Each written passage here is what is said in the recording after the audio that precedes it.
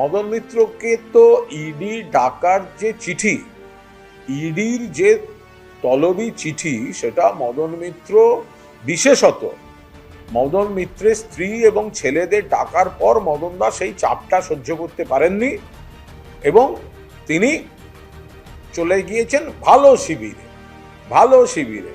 খারাপ মদন থেকে ভালো মদন হয়ে গেছেন। কেন না, ইডি চিঠি দিয়েছে তার স্ত্রীকে এবং পুত্রদের। তো এখন আজ মদন মিত্র ডাক পেয়েছেন, তো এখন প্রমাণ হয়ে যাবে ক্রমশ যে ইডি চিঠি, এই চিঠিটি কি শুধুমাত্র শিবির বদলের জন্য বিজেপি ব্যবহার করছে? ইডির অফিসারদের বিরুদ্ধে আমাদের কোনো বক্তব্য নেই, অনেক দক্ষ যোগ্য অফিসার আছেন, কিন্তু ইডিকে তো রাজনৈতিক একটা ভাবনা থেকে ব্যবহার করা হচ্ছে, সেটা তো রাজনৈতিক শক্তি ব্যবহার করছে। তো তাহলে ইডির চিঠি মানে আপনাকে ডাকবো, আপনি ডাকার পরেই আপনি কিন্তু ভালো হয়ে যান, তাহলে ডাকবো, চা খাওয়াবো, ছেড়ে দেবো। তা এই তদন্তটা কি আজ মদন মিত্রকে দিয়েই তো একটা টেস্ট কেস হয়ে যাবে, যে মদন মিত্র সন্ধ্যাবেলা যদি হাসতে হাসতে বেরিয়ে আসেন, তার মানে হচ্ছে যে ইডির চিঠি মানে হচ্ছে আপনাকে ওটা একটা মিসড কল, যে আপনি ভালো শিবিরে চলে যান, তাহলে আপনাকে সন্ধ্যের পর 2 ঘন্টা বসিয়ে চা খাইয়ে ছেড়ে দেওয়া হবে। আর যদি কোনো কারণে ভগবান না করেন, বা ভগবানের ব্যাপার আমি তো বলতে পারবো না, অন্য কিছু ঘটে, কড়া স্টেপের কিছু ঘটে, তখনই একমাত্র মনে হবে যে ইডি যেটা করেছে সেটা নিরপেক্ষভাবে সত্যি তদন্তের জন্য তদন্ত হচ্ছে। আর ছেড়ে দিলে প্রমাণ হবে যে ওদের চিঠিগুলো হচ্ছে বিজেপির হয়ে মিসড কল, চিঠি দেব, চাপ খাবেন, চলে আসুন, বাঁচিয়ে দেবো।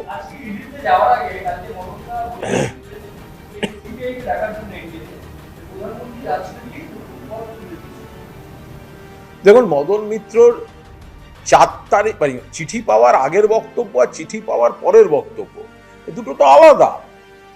ইডির চিঠি পাওয়ার আগের দিন পর্যন্ত মদন মিত্র যা যা বলেছেন আর চিঠিটা পাওয়ার পর যা যা বলেছেন, তো তার থেকেই বোঝা যায় যে চিঠির চাপটা মদন মিত্র নিতে পারছেন না। ফলে তাকে এখন প্রধানমন্ত্রীকে ভালো বলতে হবে, বিজেপিকে ভালো বলতে হবে, বিজেপির টিম গদ্দারদের ভালো বলতে হবে, বালিশকে ভালো বলতে হবে। এগুলো তো মদন মিত্র এখন করতে বাধ্য, কারণ ইডির চিঠিটা, আমি আবার বলছি, মদন মিত্র আজকের টেস্ট কেস।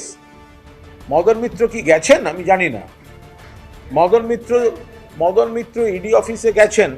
তো আজকে সন্ধ্যার পর আমি কারোর পক্ষে বলছি না, আমার কোনো নির্দিষ্ট দাবি বা আমার কোনো ইচ্ছার কথা বলছি না, আমি বলছি বাস্তবসম্মত টেস্ট কেস।